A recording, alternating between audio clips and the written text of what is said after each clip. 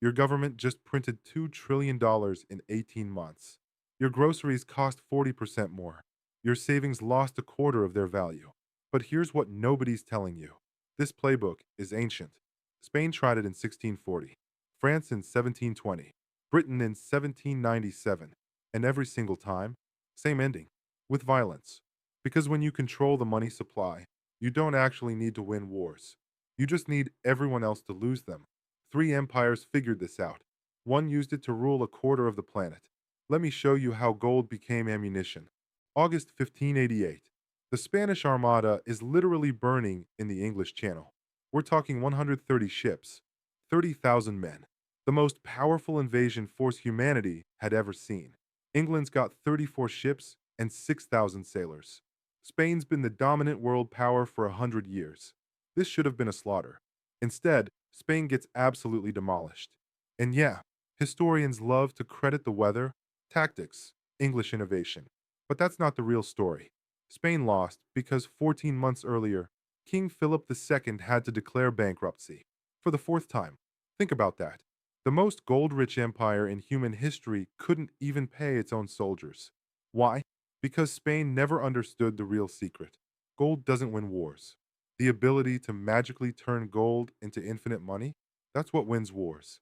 And Spain's enemies had just cracked the code. Let me break down how this actually worked. 1492. Columbus comes back from the Americas. He's not bringing spices. He's bringing gold. Insane amounts of it. For the next 150 years, Spanish ships are hauling 180 tons of gold and 16,000 tons of silver from the New World to Sevilla. Every single year. That's literally more precious metal than all of Europe had before 1492. Spain should be completely unstoppable, right? They've got the gold. They've got the biggest army, the most advanced navy. But check this out. By 1557, they're bankrupt. By 1575, bankrupt again.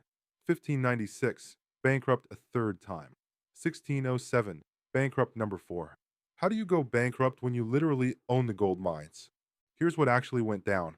Spain treated gold like what it was, heavy metal you lock in vaults. Their enemies? They treated gold like something totally different, a fiction they could multiply forever. Amsterdam, 1609. The Dutch invent something that changes everything, the public bank. Not a vault, a promise. You walk in with 100 gold coins. The bank hands you a paper receipt. That paper says you can withdraw your 100 coins whenever you want. But here's the genius part. The bank realized something crucial. On any normal day, only about 10% of people actually show up to withdraw their gold, which means the bank can write receipts for 1,000 coins while only actually holding 100 real ones. They just conjured 900 coins into existence. As long as everyone doesn't rush in demanding their gold at the exact same time, nobody notices. They called it fractional reserve banking. It was basically financial magic, and it completely transformed how wars were fought. Because suddenly the Dutch don't need gold mines anymore. They just need depositors. Every merchant dropping off real gold becomes fuel for loans the bank doesn't even have. The Dutch East India Company borrows these phantom coins. They build ships, hire soldiers, fight Spain for 80 straight years. And the crazy thing? Spain keeps winning individual battles, but losing the actual war. The reason? Spain's paying their soldiers in physical gold coins they have to ship from Sevilla. The Dutch are paying their soldiers in paper money they literally just invented. Spain's soldiers mutiny when the gold ships sink or get delayed, which happens all the time. Dutch soldiers? They get paid on schedule, every time, because the money isn't even real. It's just paper backed by collective belief. 1648, Treaty of Westphalia. Spain finally throws in the towel. The Dutch are independent. The Spanish Empire starts its long death spiral. And here's the part that never makes it into history books. Spain had 10 times more actual gold than the Dutch. They still lost. Because the war was never about gold. It was about who could fabricate money faster. The Dutch could print currency that didn't exist. Spain could only spend money they actually had. Guess who runs out first? This exact pattern is about to repeat itself. Watch what happens when Britain figures out the same trick a century later. 1649. England is completely broke. They just spent a decade fighting France. The treasury is empty. They owe 1.2 million pounds with zero way to pay it back. So this Scottish merchant named William Patterson walks in with an insane proposal. Give him and his buddies a monopoly to issue England's currency, and they'll loan the government 1.2 million pounds. The interest rate? 8%.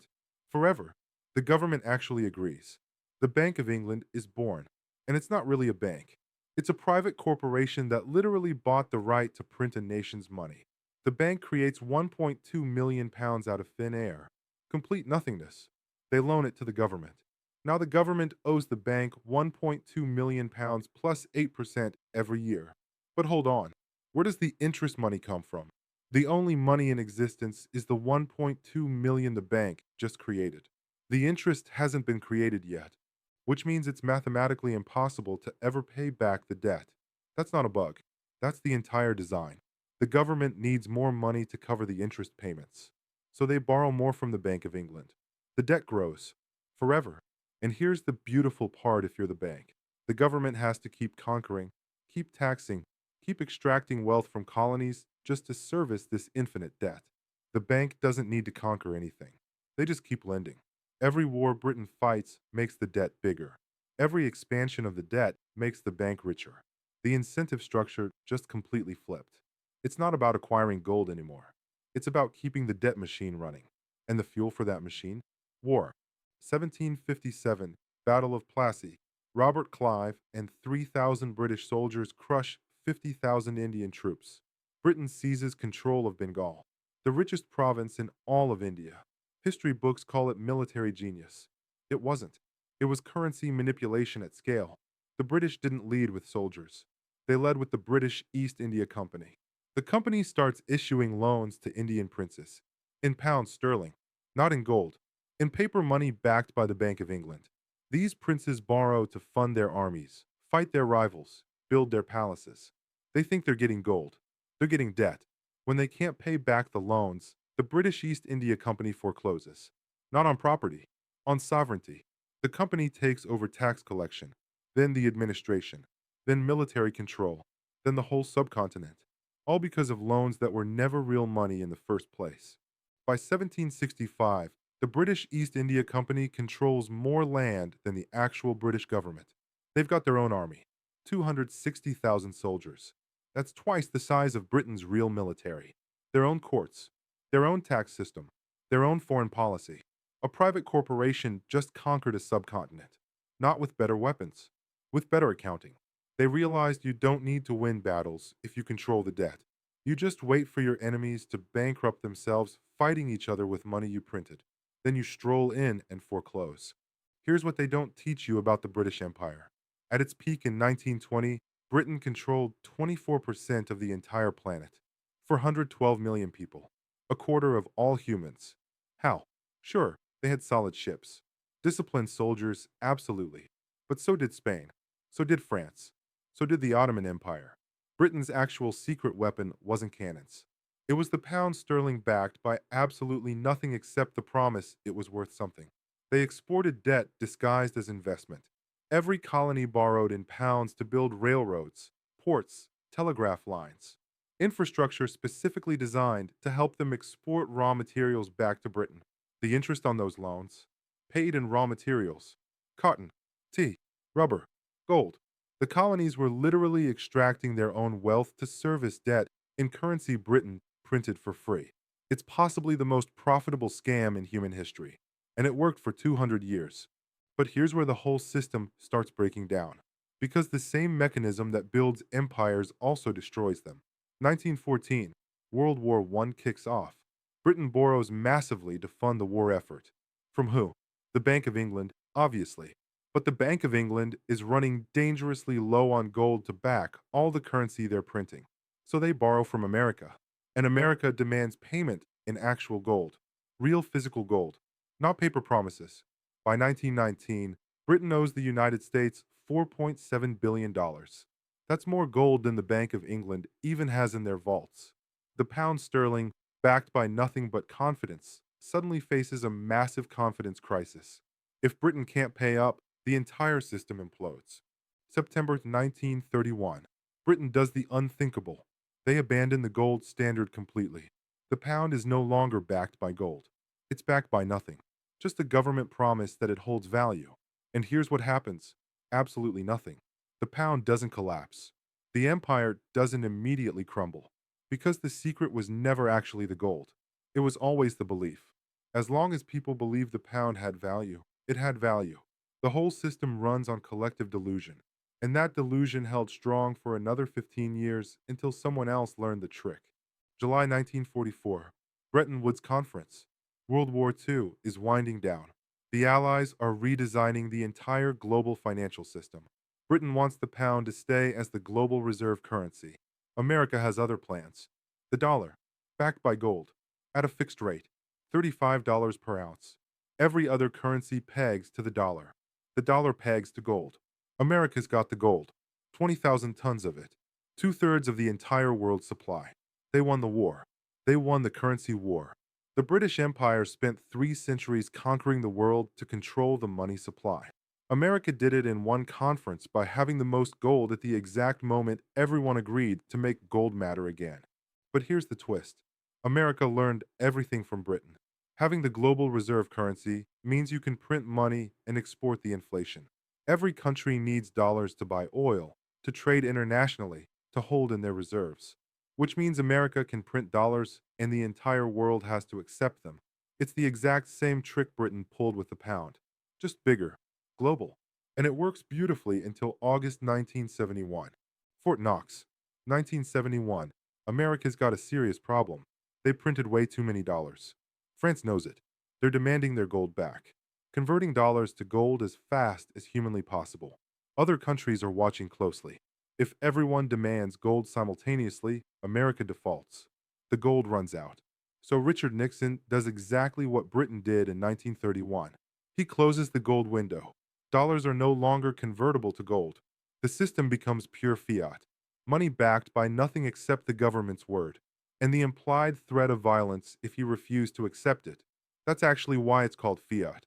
Latin for let it be done, not because it has inherent value, because we declare it has value.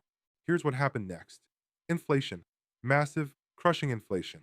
1970s America watches prices double. Oil shocks. Stagflation. Complete economic chaos. But the dollar doesn't collapse. Why not? Because oil. Henry Kissinger cuts a deal with Saudi Arabia. They'll only sell oil in dollars. Every country on earth needs oil, which means every country needs dollars, even though dollars are backed by literally nothing. The petrodollar system is born. It's the same exact pattern. Spain, the Dutch, Britain, and now America control the currency everyone needs. You don't need gold mines anymore. You don't need military occupation. You just need everyone to believe your currency is the only real option. And if they don't believe it, well, you've got aircraft carriers to encourage that belief. Today, China's holding $3.2 trillion in reserves. Japan's got 1.3 trillion. The European Union's sitting on 1.5 trillion. All of that is paper, digital entries, backed by absolutely nothing except America's promise not to print too much. Except America just printed 5 trillion new dollars in the last 3 years, more than the entire first 200 years of the country combined. That money didn't come from gold mines or economic growth. It came from keyboards, created instantly. And every country holding dollars just watch their savings devalue by whatever percentage that represents. But they can't dump dollars, because if they do, the whole global financial system collapses. They're trapped in a system where the guy printing the money has zero incentive to stop printing. That's the final evolution of this thing. You don't conquer with guns anymore. You conquer with inflation. You extract wealth by devaluing the currency everyone's forced to hold. Spain conquered the Aztecs and still went bankrupt. The Dutch invented fractional reserve banking and built a massive trading empire. Britain weaponized debt and ruled a quarter of the earth. America inherited the whole system and made it global. And now? Now you're part of the extraction. Every time you watch your grocery bill climb, your rent spike, your savings erode, you're experiencing exactly what the Spanish silver mines experienced in 1600. The wealth transfer isn't visible anymore. It's not soldiers occupying your streets. It's your currency losing purchasing power while someone else prints more of it. This pattern is 400 years old. It's happened to every single empire that learned the trick. They print, they expand, they overextend. The currency collapses. The empire follows right behind. Rome debased their silver coins until they were 95% copper. The empire collapsed 50 years later. Spain flooded Europe with gold until inflation destroyed their entire economy. The empire collapsed within a century. Britain printed pounds until the whole world stopped believing. The empire dissolved in 30 years. America? We're literally watching it happen in real time. The question isn't whether the pattern continues. History screams that it does. The question is what comes next. Because someone always learns the trick. Someone always figures out the new way to print money everyone needs. Maybe it's China with the digital yuan. Maybe it's Bitcoin escaping government control entirely. Maybe it's something we haven't even imagined yet. But here's what we know for absolute certain. The wars were never really about territory. They were about control. And the ultimate form of control isn't land or resources. It's the ability